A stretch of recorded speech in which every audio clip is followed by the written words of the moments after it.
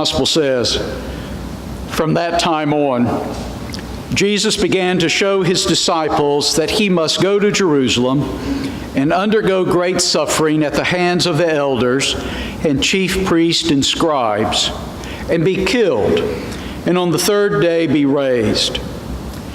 And Peter took him aside and began to rebuke him, saying, "God forbid it, Lord. This must never happen to you."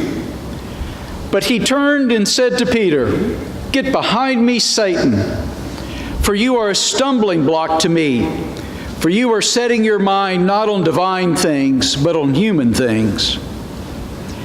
Then Jesus told his disciples, "If any want to become my followers, let them deny themselves and take up their cross and follow me. For those who want to save their life will lose it, and those who lose their life for my sake will find it. For what will it profit them if they gain the whole world, but forfeit their life? Or what will they give in return for their life? For the Son of Man has come with his angels in the glory of his Father, and then he will repay everyone for what he has done. Truly I tell you, there are some standing here who will not taste death before they see the Son of Man coming in his kingdom." This is the word of the Lord. Thanks be to God.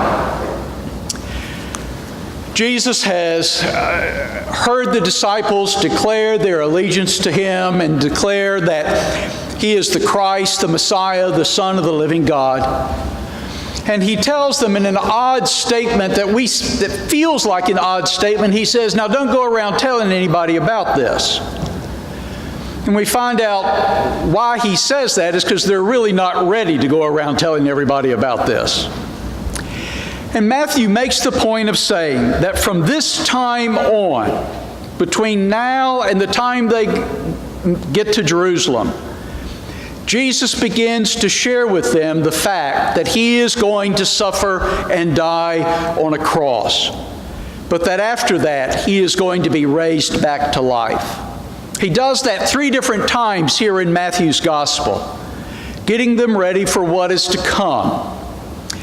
And when he says this, and he says that he's going to be brought before the elders and the chief priests and the scribes, that's the Sanhedrin that he's talking about. And when he tells them this, Peter, speaking for the whole crowd, jumps up and he says something that is really impossible to say. He says, "No, Lord." And you can't do that. That's an oxymoron. No and Lord do not go together. If Jesus Christ is Lord, if Jesus Christ is all he claims to be, you can never say no to what he says. It just doesn't fit. Peter jumps up and rebukes the Lord. And the way the wording of this passage goes, it's kind of like Peter took Jesus by the arm and pulled him aside and, not wanting to embarrass Jesus, in a hushed voice says, "No, no, no, no, no. This isn't going to ever happen to you. We're not going to let that happen. None of this dying and suffering business. Not for you. Not for you."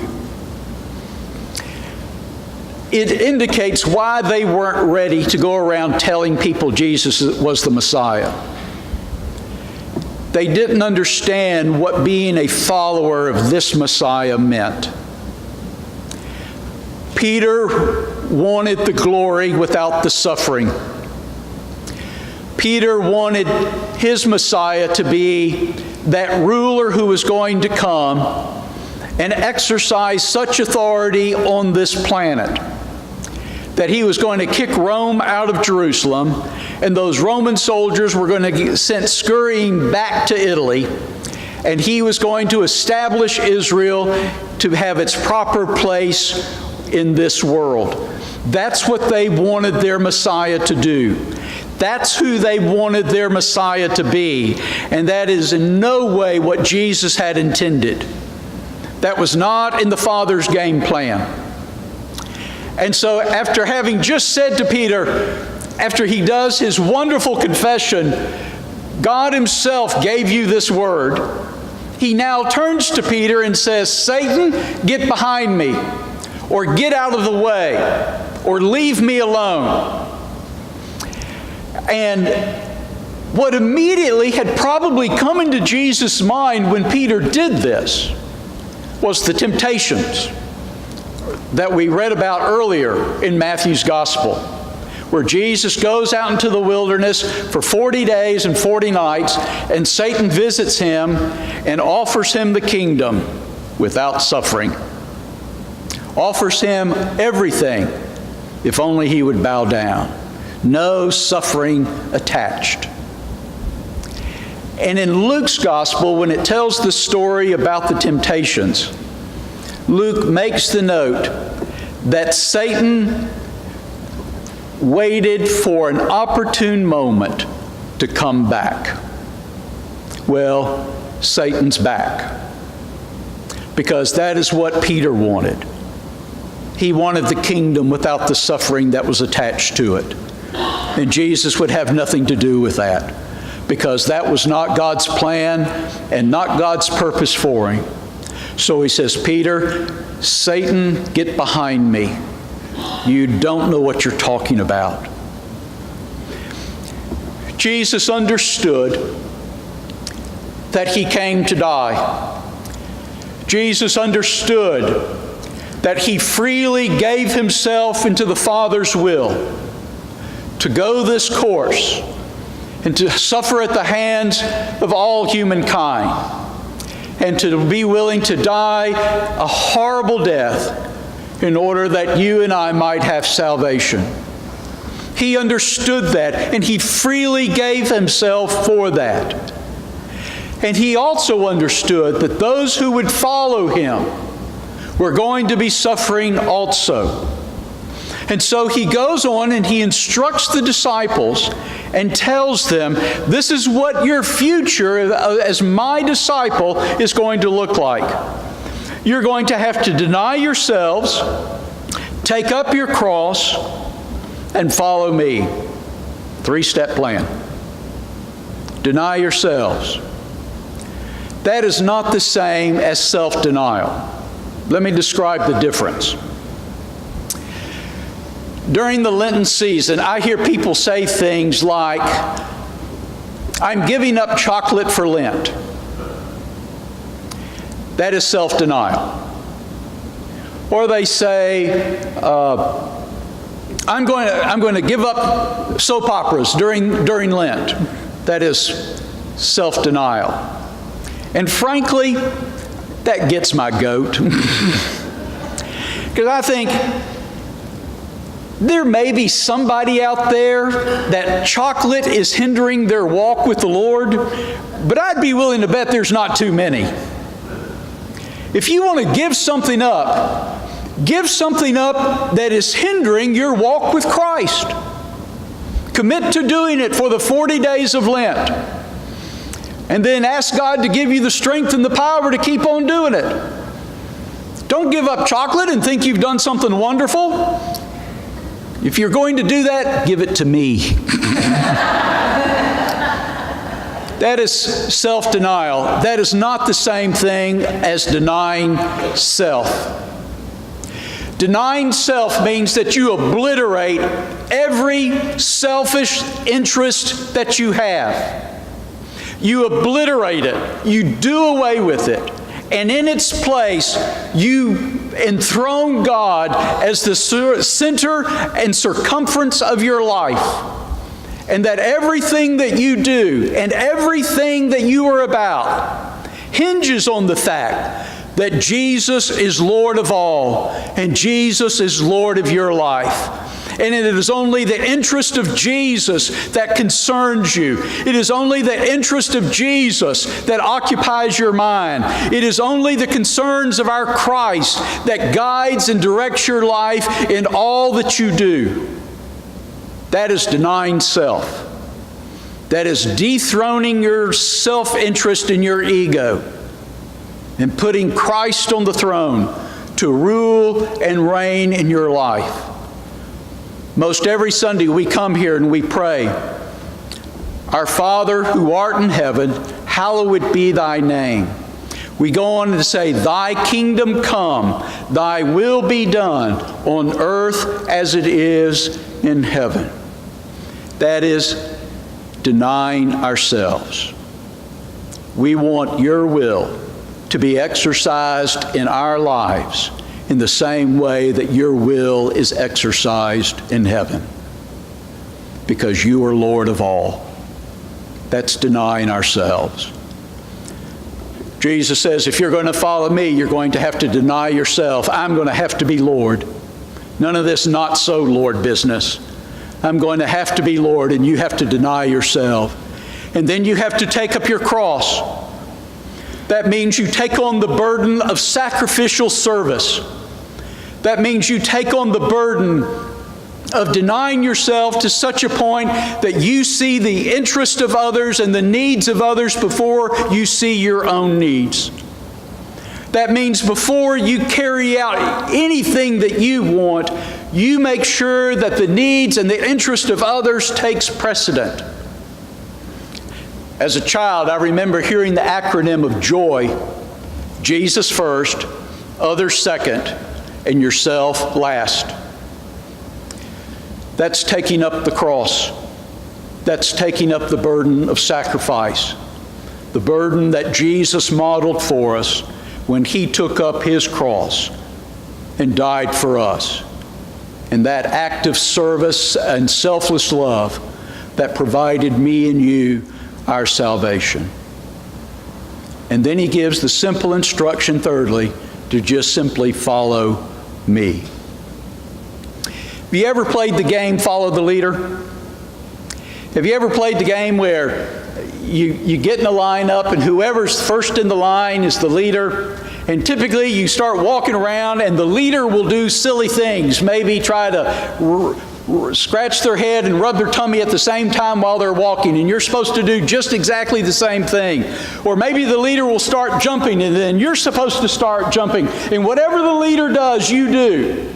And the whole purpose of the game is just simply whatever the leader does, no matter how silly it seems or how silly it is, you do that. And you follow the leader with everybody doing just exactly what the leader is doing. We're going to be disciples of Jesus Christ. We have to follow the leader. But instead of doing silly things, we have to live a life that is sacrificed to the needs of others. We have to model what the leader is doing and give ourselves for the lives of others, not only for those we love, but for those who don't love us. We have to do what the leader does in every way, shape, and form. As Paul said, we have to make every thought captive to the obedience of Jesus Christ. We have to follow the leader and mimic the leader and copy the leader in all that we see our leader Jesus doing. When I think about what that means for my life and for yours, I'm somewhat dumbstruck, because I think about what would it be like for us to be able to hear this message today from a pastor who's living in Iraq or Iran or Syria, where their lives are at stake, or to have a pastor up here who could tell us what it was like to live behind the iron and bamboo curtains, and what it was like to be a follower of Jesus when your very life was at stake for doing it. How do you live that kind of sacrificial life in those kinds of circumstances? How do you give yourself and be faithful, a faithful follower of Jesus in those kind of in that kind of an environment? Let's be honest with ourselves. Those of us who had the blessing of being raised in North America have very little concern about those kinds of sacrifices in our life. I would be willing to bet every single one of you got out of your houses today, got in your car, and you drove here without any fear whatsoever of what someone might do or someone might say. You came here without a hint of concern that anybody in our local, state, or national government was going to prevent you from being here or write down your name seeing that you are going to church today. How in the world do those of us who grew up with that kind of blessing understand the self-sacrifice that Jesus is talking about in this passage?